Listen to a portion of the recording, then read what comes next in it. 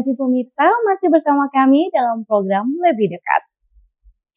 Nah, baik Pak, kita lanjut ke pertanyaan berikutnya. Iya.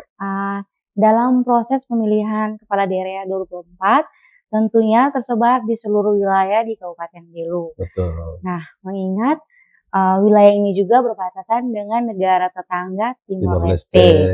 Nah, apakah hal ini akan menjadi beban kerja yang sangat berat untuk menjalankannya nanti, Pak? Ya, baik. Terima kasih para pemirsa. Yang daerah Kabupaten Belu ini berbatasan langsung dengan negara Timor Leste. Dan pengawasan kita juga mencakup seluruh Kabupaten Belu, yang juga menyasar daerah-daerah batas di Belu ini yang bersentuhan langsung dengan negara Timor Leste.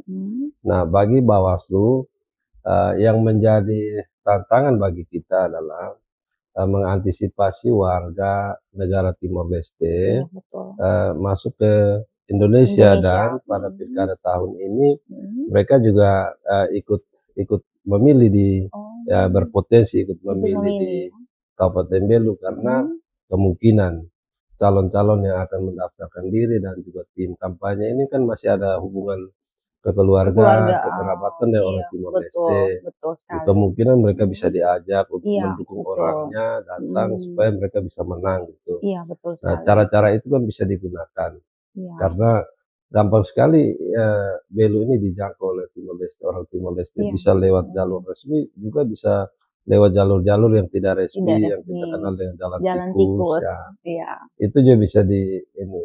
Nah, tantangan bagi kita itu untuk antisipasi itu, karena warga negara Indonesia ini kan orang yang tidak punya pilih, tapi kalau sampai ikut memilih di Indonesia, maka itu akan berkaitan dengan hukum. Nah, hukum yang berlaku di Indonesia dan juga bisa juga hukum internasional ya berkaitan dengan kewarganegaraan. Nah, itu yang menjadi tantangan bagi kita. Nah, tapi Bawaslu Kabupaten Belu juga selalu melakukan kegiatan fokus dengan warga perbatasan. Nah, kita identifikasi di Belu itu ada 8 desa, 8 kecamatan yang berbatasan langsung dengan Timor Leste dan yang berpotensi untuk dilalui oleh keluarga kita, teman-teman kita dari Timor Leste.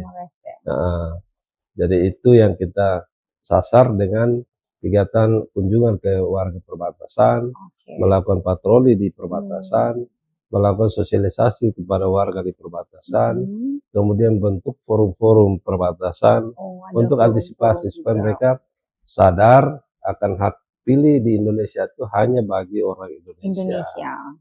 Dan bagi mereka yang di perbatasan kita dorong, kita berikan pemahaman agar mereka bisa menjaga orang-orang warga negara Timor Leste yang berkesempatan ada di Indonesia untuk tidak ikut memilih di Indonesia pada pilkada 2024 ini. Oke, baik. Tentunya kita tahu Pak, untuk pelaksanaan pilkada 2024, Kabupaten Belu ini harus berjalan dengan luber, jurdil. Iya, betul. Nah, di sini apa himbauan Bapak kepada semua pihak terkait dalam pemenangan paslon dan masyarakat dalam keterlibatan aktifnya serta berpartisipasi dengan menggunakan hak pilihnya pada 27 November yang akan datang? Iya, baik. Ini seperti yang di awal tadi, komitmen kita untuk pilkada tahun 2024 di Kabupaten Belu harus jujur, adil, dan ya berlangsung secara demokratis. Nah, itu komitmen kita. Maka untuk mewujudkan komitmen kita ini, Bawaslu Kabupaten Belu selalu menghimbau baik secara lisan lewat media dan juga melalui surat kepada stakeholder untuk sama-sama kita menciptakan pilkada Belu itu benar-benar terwujud ya niat kita untuk jadikan pilkada yang paling jujur dan adil di Belu. Ya, kita mengimbau kepada pertama kepada peserta pemilihan, terutama bakal calon dan juga dengan timnya yang akan bergerak di tengah masyarakat, kemudian kepada masyarakat dan juga kepada penyelenggara dan juga pengawas. Ya, mari rame-rame kita kawal pilkada tahun 2024 ini. Oke, baik. Nah, pada tahapan penyelenggaraan, KPU Kabupaten Belu melakukan pengumuman pendaftaran pasangan calon yang didahului dengan pemenuhan persyaratan dukungan pasangan calon perseorangan sejak tanggal 5 Mei sampai dengan 19 Agustus 2024. Iya, Nah, betul. dalam tahapan ini apa saja yang sudah dipersiapkan dan dilakukan Bawaslu Kabupaten Belu? Iya, saat ini tahapan penyerahan persyaratan dukungan perseorangan itu sudah memasuki tahap verifikasi administrasi yang kedua, dan sementara lagi persiapan untuk verifikasi faktual kedua, nanti akan dimulai tanggal 31 sampai tanggal 10 Agustus. 10 Nah, Agustus. itu akan dilakukan verifikasi faktual oleh teman-teman KPU dan jajaran dalam hal PPS. Akan lakukan itu, dan yang dilakukan Bawaslu sudah dilakukan selama verifikasi administrasi maupun faktual terhadap persyaratan dukungan perseorangan. Yang pertama adalah pengawasan langsung melekat.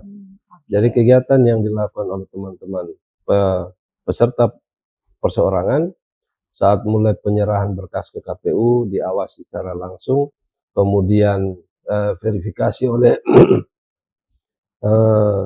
KPU dan jajaran itu diawasi secara langsung oleh Bawaslu Kabupaten Belu dan tim. Kemudian masyarakat pendukung kita awasi, ya, baik itu prosedur maupun administrasi yang digunakan dalam tahapan verifikasi perseorangan. Oke, baik Pak, tahan dulu jawabannya. Kita akan kembali lagi setelah jeda iklan berikut ini.